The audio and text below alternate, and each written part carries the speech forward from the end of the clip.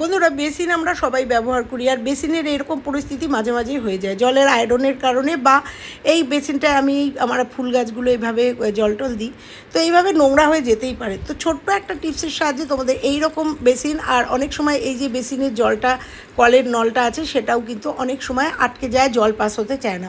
ছোট্ট একটা টিপস আজকে তোমাদের সঙ্গে শেয়ার করব এই সমস্যার সমাধান হওয়ার জন্য।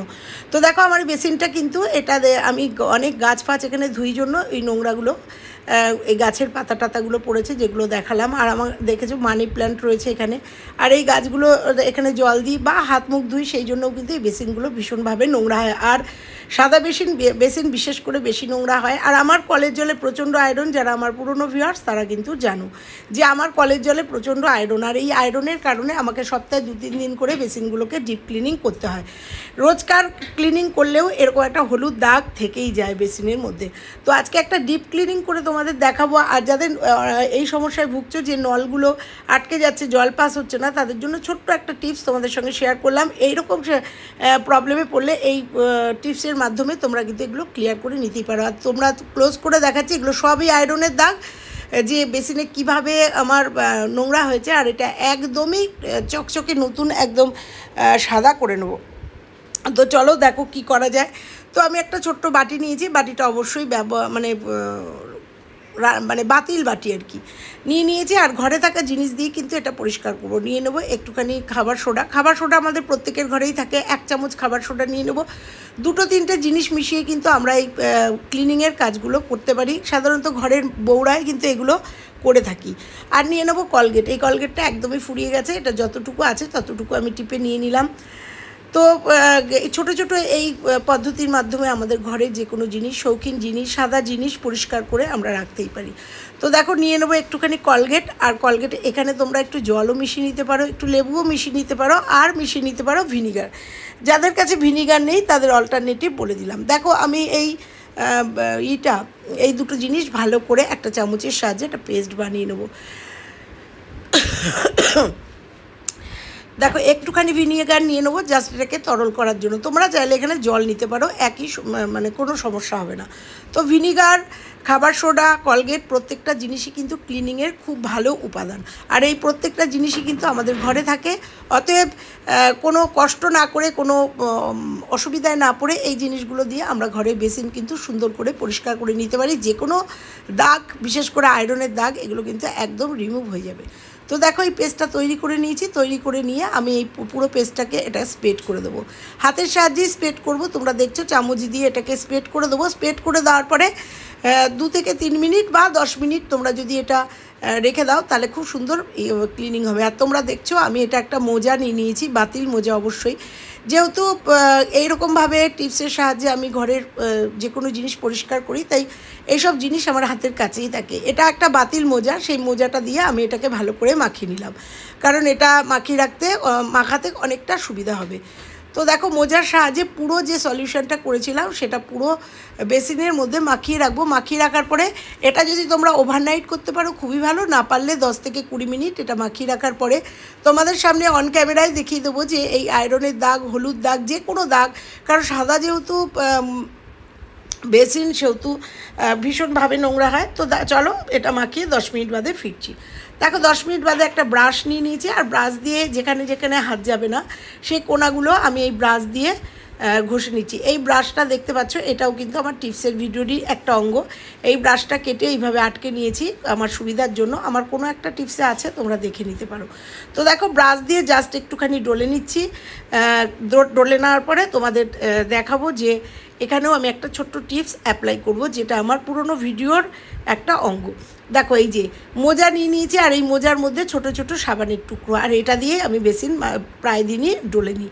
এই দেখো ছোট ছোট যে সাবানের টুকরোগুলো, বাতিল টুকরোগুলো আমরা ফেলে দিই, ফেলে না দিয়ে আমি এই মোজার মধ্যে সংরক্ষণ করি, আর এই মোজাটা দিয়ে আমি বেসিনটা করে নিই, পরিষ্কার করি। প্রায় দিনই এই বেসিনটা আমি এই মোজাটা দিয়ে পরিষ্কার করি, তাতে সাবানটাও রিইউজ হয়ে যায়, প্লাস এই সাবানের যে বিভিন্ন গন্ধগুলো, বিভিন্ন সাবানের বিভিন্ন গন্ধগুলো আমার বেসিনের মধ্যে দিয়ে বেরোয়, বা দুর্গন্ধটা চলে যায়, সুন্দর একটা স্মেল বেরোয়, আর সবথেকে বড় কথা সাবানগুলো আমার ইউজ হয়ে যায়।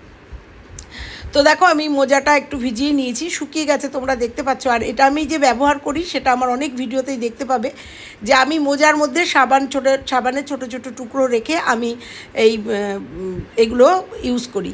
তো দেখো এই মোজাটা দিয়ে ডলাতেই তোমরা দেখতে পাচ্ছ যে সমস্ত দাগ কিন্তু উঠে যাচ্ছে। ইভেন যে আয়রনের দাগগুলো ছিল সেটাও কিন্তু একদম নিমেষে উঠে গেল। মোজাটা দিয়ে ভালো করে ডলে নেবো। তোমরাও চাইলে এই ছোটো ছোটো সাবানের টুকরো ফেলে না দিয়ে একটা বাতিল মোজার মধ্যে সংরক্ষণ করে রেখো। শুধু বেসিন না, তোমরা গায়ে হাতে পায়েও কিন্তু এই সাবান যে মাখো তোমরা, মানে আমরা যে ডেলি ইউজ করি সাবান, সেগুলোও কিন্তু এই রকম মোজার মধ্যে দিয়ে, আর মোজাটাও কিন্তু আমাদের পরিষ্কার মোজা অবশ্যই ধুয়ে নিতে হবে। মোজা দিয়ে কিন্তু আমাদের গা হাত পা ডললেও কিন্তু অনেকটা পরিষ্কার হয়, আর আমাদের সাবানগুলোও কিন্তু ইউজ হয়ে যায়। তো দেখো কথা বলতে বলতে পুরো বেসিনটাকে আমি মোজাটা দিয়ে পরিষ্কার করে নিলাম। পরিষ্কার করে নিয়ে দেখো মগ দিয়ে জল দিয়ে আমি পুরো বেসিনটাকে ধুয়ে দেবো। ধুয়ে দেওয়ার পরে তোমাদের দেখাবো আর একটা ছোট্ট টিপস তোমাদের সঙ্গে এখানে শেয়ার করব, যে যাদের এই নলগুলো আটকে যায়, অনেক সময় বেসিন ব্যবহার করতে করতে নলগুলো আটকে যায়, কারণ চুল বা নোংরা গিয়ে নলগুলো আটকে যায়, তাতে বেসিনে এরকম জল জমে যায়। সেখান থেকে রিলিফ পাওয়ার জন্য, এটা শুধু বেসিন নয়, এটা তোমাদের রান্নাঘরের সিঙ্কেও হয়, এই একই প্রসেস অ্যাপ্লাই করলে তোমরা বুঝতে পারবে এই সমস্যা থেকে সমাধান কিন্তু হয়ে যাবে। তো দেখো এটা আমি বেঁধে রাখলাম, জলটা যাতে পড়ে যায় এবং সাবান থেকে জলটা ছড়িয়ে গেলে সাবানটা শুকিয়ে যাবে। বেসিনটাকে একদম শুকিয়ে নেব। শুকিয়ে নেওয়ার পরে আমি এটা জাস্ট একটুখানি লিকুইড সোপ দিয়ে ভেজে নেবো। এটাও কিন্তু আমার ভিডিওর একটা অঙ্গ। এটাও কিন্তু হাত না লাগিয়ে দেখো এটা দিয়ে আমি পরিষ্কার করে নিয়েছি। এটাও কোটোর মুখ একটা স্ক্রাবারের উপর লাগিয়ে নিয়েছি। তো খুলে নিলাম, এটা খুলে নিয়ে এবার জাস্ট একটুখানি লিকুইড সোপ দিয়ে আমি পুরো বেসিনটাকে একবার রাফলি করে নেবো, মানে পরিষ্কার করে নেবো। তো দেখো পরিষ্কার করে নেবো, করে নেওয়ার পরে একদম ধুয়ে নেবো, একদম নিট অ্যান্ড ক্লিন কিন্তু আমার বেসিনটা হয়ে গেছে। শুধু বেসিনটা না, বেসিনের যে স্টিলের কলটা আছে সেটাও কিন্তু পরিষ্কার হয়ে গেছে। সবশেষে তোমাদের দেখাবো যাদের নল আটকে গেছে, মানে পাইপটা আটকে গেছে যে কোনো নোংরায়, সেটা কিভাবে ক্লিন করে ফেলবে।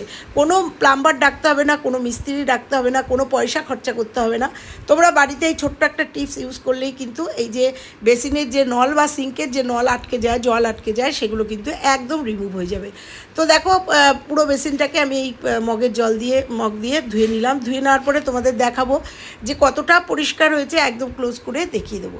তো দেখো আমার কিন্তু জল মোটামুটি আটকে যাচ্ছে, মানে নোংরা মোটামুটি একটু একটু জমেছে। তো এটাকে আমি একবারেই ক্লিন করে নেবো এবং তোমাদের সামনেই সেটাকে ক্লিন করব আর তোমাদের দেখিয়ে দেবো। যারা এই সমস্যায় পড়েছো সেই সমস্যার থেকে একদম করে নেবে, উদ্ধার হয়ে যাবে। তো আমি তার আগে একটু গরম জল চাপিয়ে দিয়েছি, ফুটন্ত জল গ্যাসে চাপিয়ে দিয়েছি। এরপর তোমাদের দেখাবো যে এই নলটা আটকে গেলে তোমরা কি করবে। তো চলো আগে বেসিনটাকে পরিষ্কার করে নিলাম। এর মধ্যে এবার খাবার লবণ, যেটা আমরা রান্নার লবণ ইউজ করি, সেই লবণ এখানে ছোট্ট এক বাটি লবণ আমি এখানে দিয়ে দেবো। তোমাদের পাইপ অনুযায়ী এটা পুরো মনে রাখতে হবে, এইটা পুরো কিন্তু ভরে দিতে হবে। আর এখানে দেখো ফুটন্ত জল এই লবণের উপরে ছেড়ে দিলেই কিন্তু, দিয়ে দিলেই কিন্তু পুরো পাইপের যে ময়লাটা, সেই ময়লাটা কিন্তু একদম ডিপ ক্লিন হয়ে যাবে। কারণ এই লবণ আর এই গরম জল দিলে পরেই যে ময়লাগুলো আছে সেগুলো একদম গলে নিচের দিকে নেমে যাবে আর একদম পাইপটা পরিষ্কার হয়ে যাবে। তো দেখো এরপরে আমি কল ছেড়ে দিয়েছি। আমার কিন্তু যেটুকু জমছিল আর একটু কিন্তু আমার এসে জমছে না। ছোট্ট একটা টিপস কেমন লাগলো, আর এই প্রবলেমগুলো আমরা গৃহিণীরা সমস্যায় সবসময় পড়ি। ছোট্ট একটা টিপস কেমন লাগলো অবশ্যই জানিও। আর ভালো লাগলে লাইক কমেন্ট শেয়ার করে পাশের বেল আইকনটা প্রেস করে দিও, তাতে আমার সমস্ত ভিডিও সবার আগে পাবে। তো দেখো এইভাবে ডেকোরেশন করে রেখেছি, কারণ আমি এই গাছ ইনডোর প্ল্যান্ট রাখতে ভীষণ ভালোবাসি। হ্যান্ড ওয়াশটা পাশে রেখেছি। তো যেতে যেতে বলে যাব, কে কোথা থেকে দেখছো অবশ্যই জানিও। অনেকেই জানাচ্ছ কে কোথা থেকে দেখছো। আর বেশি বেশি করে নিজেদের পরিজন আত্মীয়র মধ্যে শেয়ার করে দিও, যাতে এই টিপসগুলো ব্যবহার করে তারা এই সমস্যা থেকে সমাধান হতে পারে। আবার ফিরছি অন্য কোনো টিপসের ভিডিওর সঙ্গে। ততক্ষণের জন্য সবাই ভালো থেকো, সুস্থ থেকো, আর এই টিপসগুলো অবশ্যই ফলো করো। তো টাটা।